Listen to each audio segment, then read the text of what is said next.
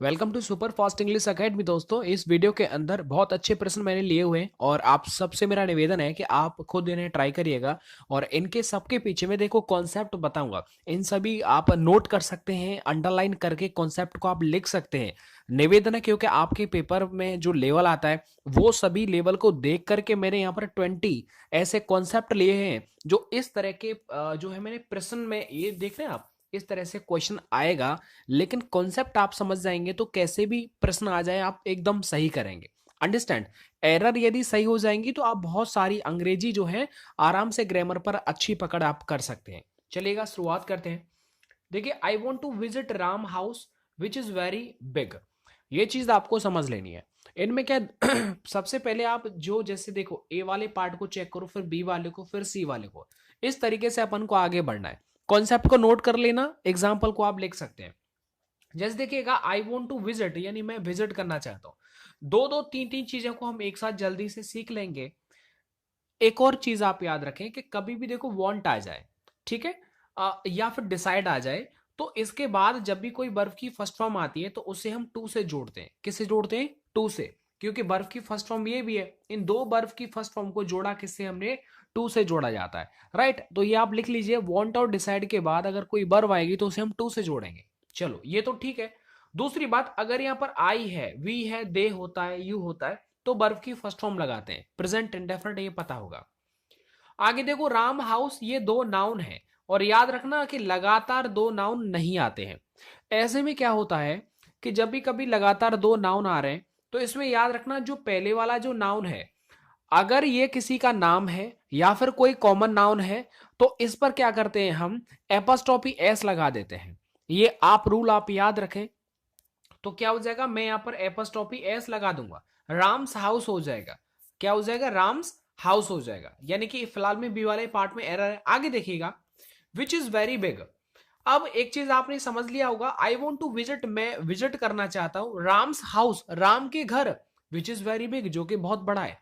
अब आप कहेंगे सर बड़ा के लिए क्या और चीजें यहां पर इस्तेमाल नहीं की जाएंगी? फिलहाल के लिए आप चीज याद रखें, जैसे विच यहां पर कोरिलेटिव है, सॉरी कंजंक्शन है। तो कंजंक्शन यदि आपको विच दिख जाए तो आप ये याद रखना कि इससे पहले जो इसका एंटीसीडेंट आता है वो हमेशा नॉन लिविंग होगा या फिर कोई एनिमल का नाम होगा। राइट, तो ये चीज आप याद रखें। राम का घर, घर पड़ गया ना, इसीलिए बिच आ गया। आगे प्रश्न बताऊंगा। अगर यहां पर याद रखना, कोई अगर कोई पीपल है, कोई आदमी है या फिर कोई औरत है, तो ऐसे करके अगर लिविंग आ जाता है तो हम यहां पर विच नहीं, यहां पर हम हु यूज करते हैं। क्या यूज करते हैं? हु यूज करते हैं। और ये सिंगुलर हाउस, इसीलिए इस विच के बाद देखो सिंगुलर वर्ब आ रही है। अगर ये हाउसेस प्लूरल होता तो ये भी प्लूरल हो जाती। तो एक सेंटेंस से हमें ये सारी चीजें सीख लेनी है। अब दूसरा देखिएगा, the workers union has decided to resort strike to press his demand. अब ये देखिएगा, अब चलो मैं मिलाता हूं इसे, कि द वर्कर्स यूनियन, ये देखो वर्कर्स जो है वो नाउन है, यूनियन भी एक नाउन है, ग्रुप है ये। तो इसमें क्या है कि आपको एक चीज डिसाइड करना है कि दो नाउन एक साथ नहीं आते। अगर नाउन आ भी रहे हैं तो पहले वाले नाउन में आपको एपॉस्ट्रोफी लगा देना है। राइट, समझ में आ रहा है कि नहीं आ रहा? तो क्या होता है इसमें, आप याद रखें कि जब ऑलरेडी एस दे रखा है तो खाली आपको ये साइन लगाना है, एपॉस्ट्रोफी ए, ठीक है। लेकिन अगर ये एस नहीं होता तो फिर मैं इसे क्या करता? वर्कर्स के बाद इस तरह से लिखता। लेकिन जब ऑलरेडी आपको अगर एस दे रखी है तो याद रखना, सिर्फ आपको यहां पर एस के बाद सिर्फ आपको एपॉस्ट्रोफी लगा देंगे, एस नहीं लगाना है क्योंकि एस ऑलरेडी दे रखा है। तो देखो ए वाले पार्ट में क्या हो जाएगा, जल्दी से बताओ। ए वाले पार्ट में गलती है। एक और चीज आप याद रखें, यहां पर हैज ही आएगा, यानी द वर्कर्स यूनियन, यानी वो बात क्या कर रहा है? वर्कर्स, काम करने वालों का जो समूह है वो यूनियन है, एक यूनियन की बात हो रही है। तो ऐसे में यहां पर हैज आ जाएगा। आप कहीं सोचे हैव आ जाएगा गुरुजी, वर्कर्स है ये, तो ऐसा नहीं होता है। अभी मैंने बताया था कि वांट और डिसाइड के बाद आगे वाली वर्ब को जोड़ते हैं तो ये किससे जोड़ी जाती है बताओ? टू से जोड़ी जाती है। आगे देखिएगा, देखो, to press is demand, okay, कोई दिक्कत वाली बात नहीं है। आगे चलिए, आगे देखिएगा, he has given me, he has given me book to his friend. ये सेंटेंस आपको समझना है, आप एरर को जल्दी से खोजिए, आप अपने ग्रामर को इस्तेमाल करिए। देखिए ही के साथ जायज सिंगुलर है तो सिंगुलर वर्ब आ जाएगी, और हैज हैव के साथ थर्ड फॉर्म चलते, यानी ए वाला पार्ट एकदम सही है। आगे देखिए बी वाला, ये ऑब्जेक्टिव है और ये जायज है, वर्ब के बाद आ रहा है तो ये भी ऑब्जेक्ट है। ठीक है, तो आप ये चीजें थोड़ी थोड़ी आप जब पढ़ेंगे, मीनिंगफुल सेंटेंस बनाएंगे, तब आपके समझ में आएगा, वरना दिक्कत हो जाएगा। एक चीज आप हमेशा याद रखें कि यदि कभी भी कोई नाउन दे रखा है ना, उसके जस्ट पहले अगर कोई पर्सनल प्रोनाउन का यूज किया जा रहा है, तो पर्सनल प्रोनाउन को हमेशा पजेसिव केस में लिखा जाता है। अंडरस्टैंड? तो बाकी के सेंटेंस के लिए पजेसिव एडजेक्टिव की तरह कार्य करता है। तो यहां पर देखो, ये जो मी है वो पजेसिव बनाना है, यानी मी का पजेसिव क्या होता है? माई। अगर यहां पर हिम होता तो मुझे हिज करना पड़ता, क्योंकि आगे नाउन दे रखा है। तो इस तरह से आप याद रखें, ही हैज गिवन माई बुक, उसने मेरी किताब क्या है दे दी है, टू हिज फ्रेंड, उसने अपने दोस्त को मेरी किताब दे दी है। तो इस तरह से आपको समझ लेना है। आगे देखिएगा, why has she given yours book to her sister. अब ये देखो, वाई डब्ल्यू एच के बाद अगर सब्जेक्ट सिंगुलर है तो जायज सिंगुलर वर्ब आएगा, मतलब ए वाला पार्ट एकदम सही है, इसमें कोई गलती नहीं है। आगे देखो, गिवन योर्स योर्स बुक, मैं आपको एक चीज बता देता हूं कि जायजा हैजफ के बाद थर्ड फॉर्म आता है, ये भी सही है। योर्स बुक नहीं होता, योर बुक होता है। क्या होता है? योर बुक होता है, हमेशा आप याद रखें। माइन बुक नहीं होता, माई बुक होता है। क्योंकि योर्स कभी देखा है क्या आपने? योर्स जो होता है वो अकेला आता है। क्या आता है? अकेला। लेकिन जब भी कभी, जैसे सपोज करो, अगर योर्स की जगह पर होता माई, अगर होता हेज, तो इसके बाद डायरेक्ट नाउन आता है। जब डायरेक्ट यदि इनके बाद नाउन आ रहा है तो हमेशा आप ये वाले यूज करेंगे, ना कि इनके। माई का क्या होता है बताओ? माइन भी होता है, एक दूसरा रूप है। ऐसे ही योर का दूसरा रूप क्या दे रखा है? योर्स है। अगर ये योर्स वगैरह माइन है, योर्स है, हिज है, ठीक है, तो ये अकेले इस्तेमाल होते हैं, ना कि किसी नाउन के साथ में। अगर नाउन दे रखा है तो आप इसे एस नहीं लगा सकते। आगे देखिएगा, टू हर सिस्टर, चलो ये भी ठीक है। आगे देखिएगा, अच्छा देखो यहां पर आप देखिएगा, यहां पर देखिए हर सिस्टर दे रखा है, यहां पर अगर ये कर देता हर्ष, तो ये गलत हो जाता, क्योंकि हर्ष हो, योर्स हो, माइन हो, इनके तुरंत बाद नाउन नहीं आता। अगर नाउन दे रखा है तो आपको एस हटाना पड़ेगा। ठीक है, जिसमें एस दे रखा है उसमें हटा देते हैं। आगे देखिएगा, he prevented me doing this work, यानी उसने मुझे इस काम को करने से क्या कर दिया है? मना कर दिया है। तो एक चीज या तो आप इसे याद कर लीजिएगा, कुछ वर्ब है मैं बता दूंगा आपको, कि नहीं छोड़ो उसको भी, सीधी बात आप करो कि अगर कभी कोई जीरंड आ रहा है, क्या आ रहा है? कोई भी अगर कोई जीरंड आ रहा है तो याद रखना उस जीरंड से पहले हमेशा पजेसिव केस आता है। तो बताओ मी का पजेसिव क्या हो जाएगा? माई होगा। अगर यहां हर होता तो मैं हर का हर ही होता है। अगर यहां हिज होता तो मैं क्या करता बताओ? सॉरी, हिम होता तो मैं हिज कर देता। अगर यहां पर यू होता तो मुझे योर करना पड़ता। अगर यहां पर अस होता तो हमें अवर करना पड़ता। यानी कि जीरंड से पहले पजेसिव लगाते मेरा वाला। तो ये चीज आप याद रखें। आगे एक और चीज देखिएगा, ऐसा भी नहीं है जैसे मान लीजिए कोई, जैसे कोई प्रेपोजिशन के बाद भी जीरंड आ जाता है प्रेपोजिशन के बाद जीरंड आता है। अगर जीरंड आएगा तो प्रेपोजिशन के बाद जो है आ जाता है, ठीक है, कोई दिक्कत नहीं है, सही रूल होता है। या फिर कोई पजेसिव अगर प्रोनाउन दे रखा है तो उसके बाद भी जीरंड आता है, ये सीक्वेंस होते हैं।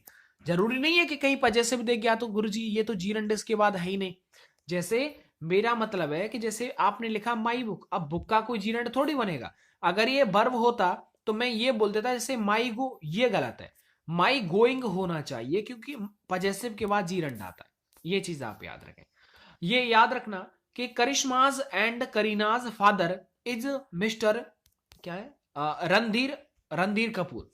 यानी कि वो ये कह रहा है कि कृष्णा और करीना, यानी कृष्णा और करीना, इन दोनों के जो पिताजी हैं वो कौन है बताओ? रणधीर कपूर है। ये सेंटेंस है भाई, इसे थोड़ा याद रख लेना, पेपर में कई बार रिपीट हुआ है।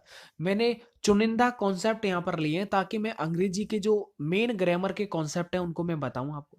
देखिएगा, यहां पर एक बात बताओ, करीना और करिश्मा इनका एक ही फादर है ना।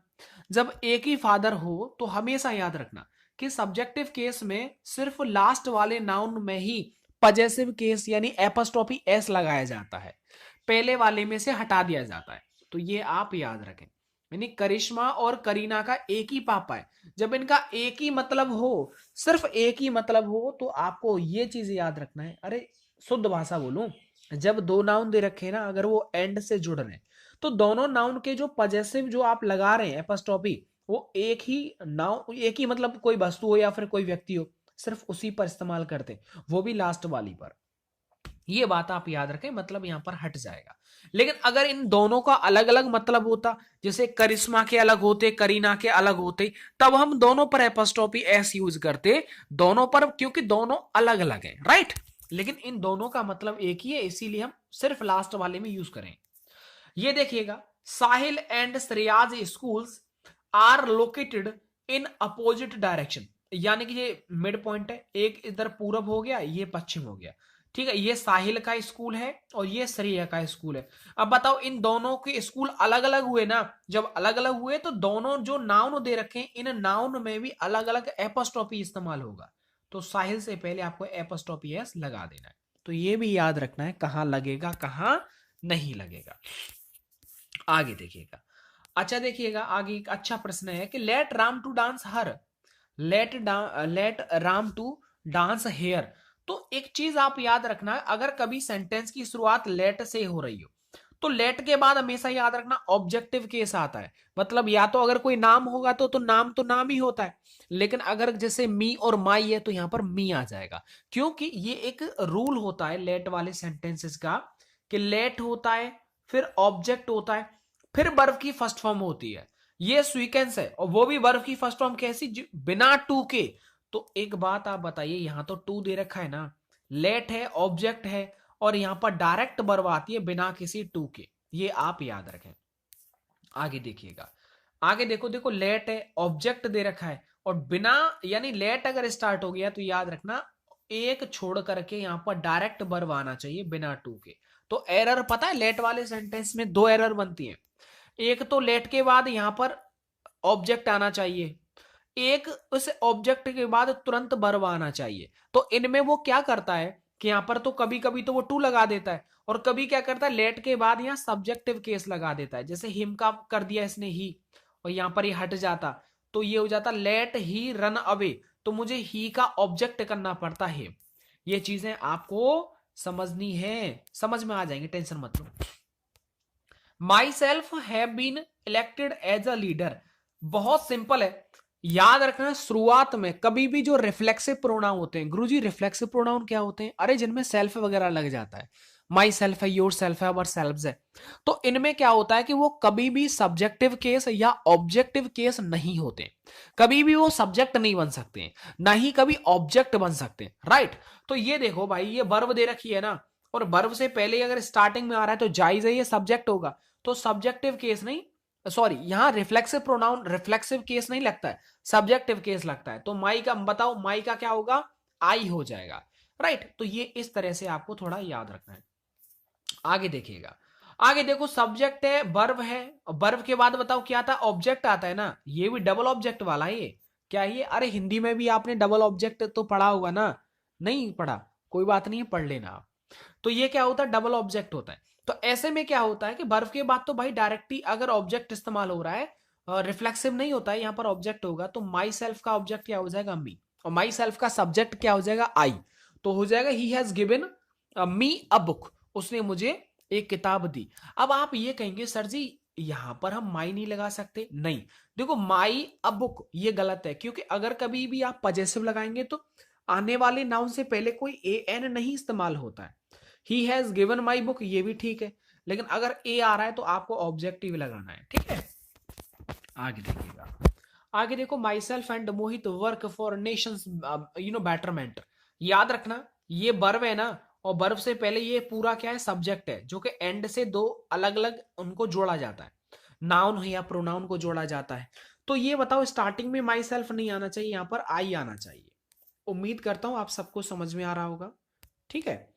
आगे देखो, ही एब्सेंटेड फ्रॉम द क्लास, ये चीजें थोड़ी थोड़ी आपको दो तीन चीजें हैं जो याद रख लेनी है हमेशा। एक तो यही याद रखना कि एब्सेंट होगा किसी से, तो यहां पर क्या हो जाए, बताओ बताओ, आप ये सोचो, ही एब्सेंटेड फ्रॉम द क्लास, तो यहाँ पर क्या हो जाएगा बताओ, यानी वह क्लास से अलग एब्सेंट हो गया, तो अलग एक तरह से एब्सेंट हो रहा, अलग हो रहा, अलगाव हो रहा है, यानी कि क्या हो जाए, अपादान कारक हो जाएगा।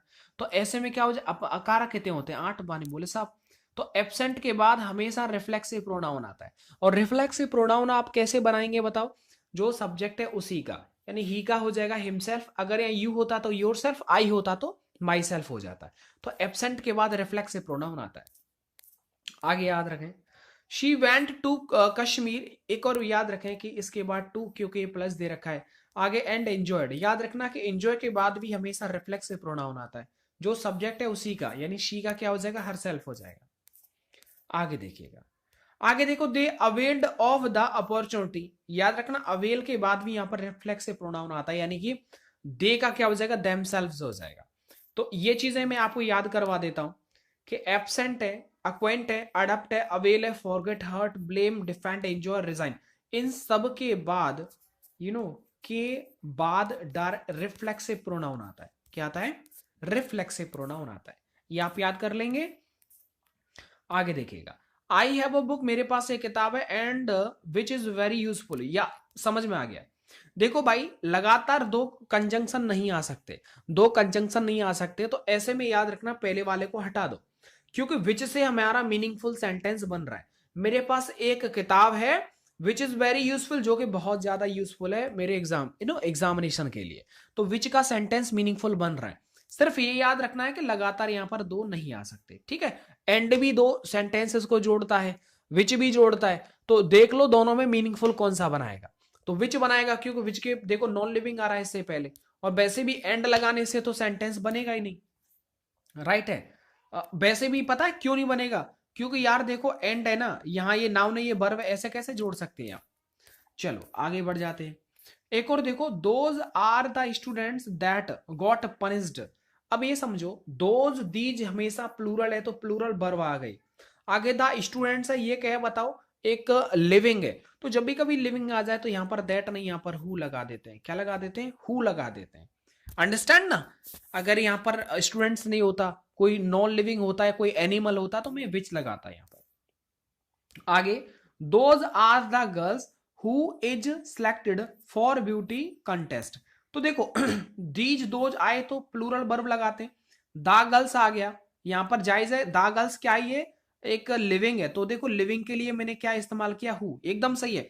लेकिन ये याद रखना, ये कई बार रिपीट होता है, अगर कभी भी बीच में कोई कंजंक्शन इस्तेमाल हो रहा है, या फिर जैसे कोई WH रिलेटिव प्रोनाउन इस्तेमाल हो रहा है, तो भाई उससे जो पहले जो वर्ब, जो नाउन दे रखा है, इसी के अकॉर्डिंग यहाँ वर्ब आती है।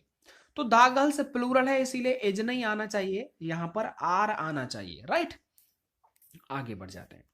आगे देखो, Reena is the cricketer who normally makes there contribution in ODI।